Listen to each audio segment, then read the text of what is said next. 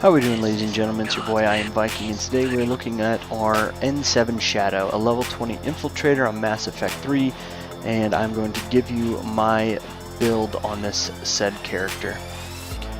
The weapon I'll be using is the M4 Shuriken and a ammo capacity upgrade, and in my armor slot I will be using the Juggernaut Shield 2, which gives you a shield boost percentage by 10 and also a melee damage increase by 6%. So let's just go ahead and take a look at that weapon real quick. So the reason I use this, it reduces my power recharge speed and keeps that at 191%, so I can actually use my powers more often, and that's why I use that.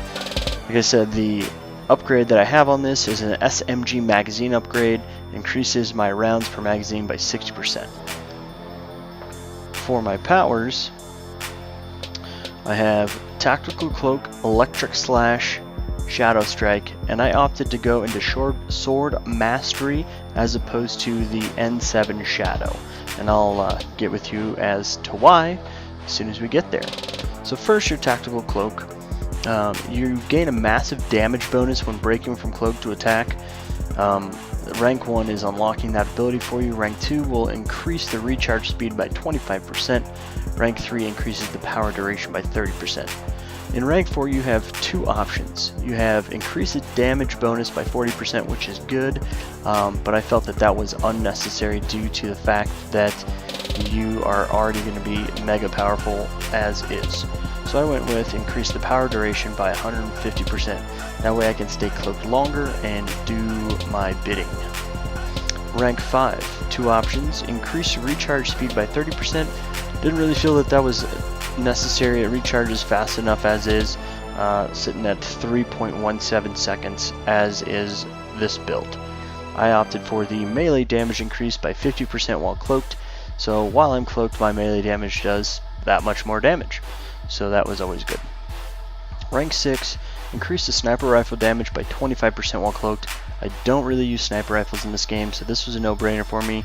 I went with fire 1 power while cloaked and remain hidden. So I can be cloaked, throw off a shadow strike, and I will still remain cloaked after that said said power is done. So that just gives me a chance to get in there and attack one more guy without being seen. Electrical Slash. Now this thing, I wasn't too sure about it at first, but now that I've actually played with the character, and you'll see on when I actually bring you the gameplay how it's used, and it's really effective.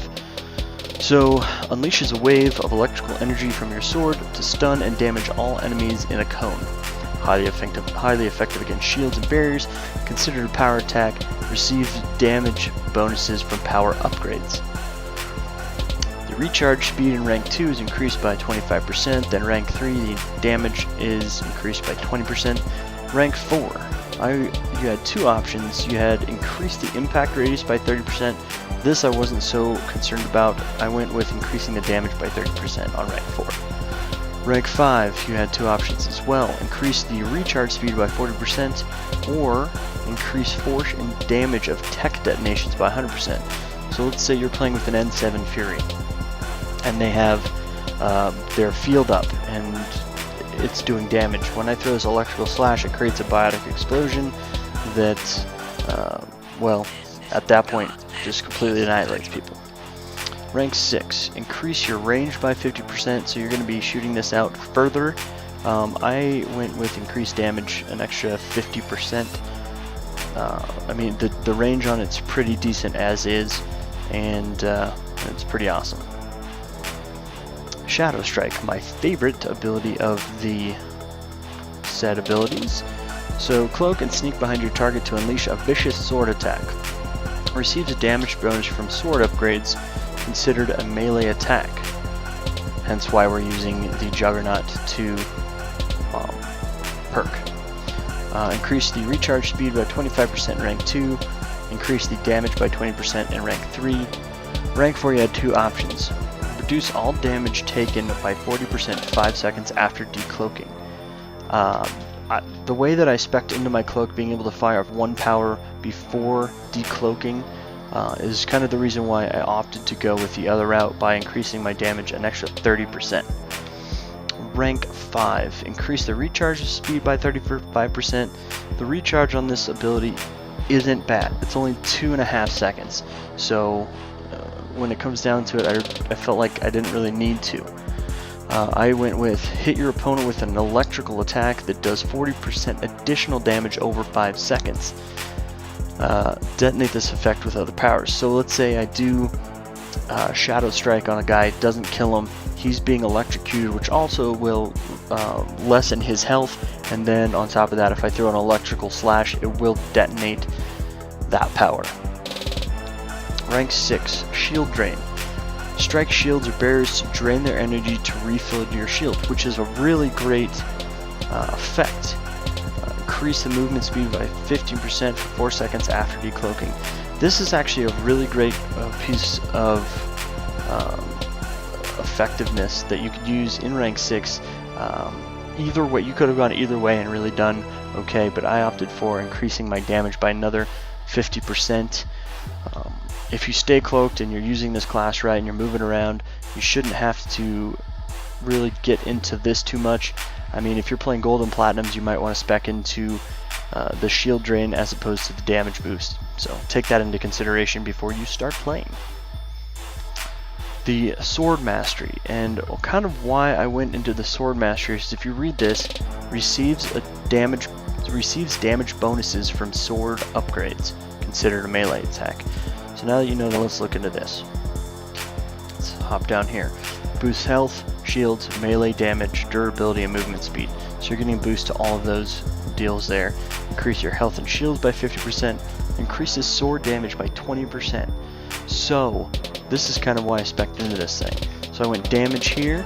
You had 2 options. Increasing your shield bonus by 20%. I went with more sword damage. Same thing here. Decreases the shield recharge delay by 10%. Increased movement speed by 10%.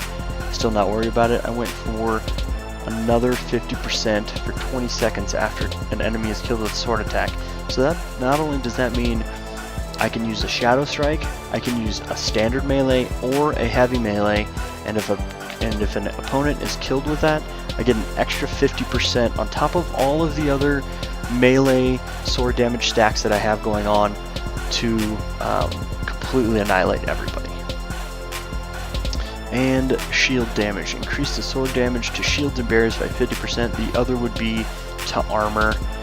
With this, the only guys that really are tough with the armor, for my instances, you have some Cerberus characters that really kind of bug out, but this, I always tend to go with this because shields and barriers seem to be more cumbersome, so that's the way I went. So my melee damage is an extra 65% on top of everything else. So yeah, that's why I went with Sword Mastery as opposed to the N7 Shadow. So that is my Infiltrator N7 Shadow build, and I hope you guys enjoyed this. Hopefully it was helpful.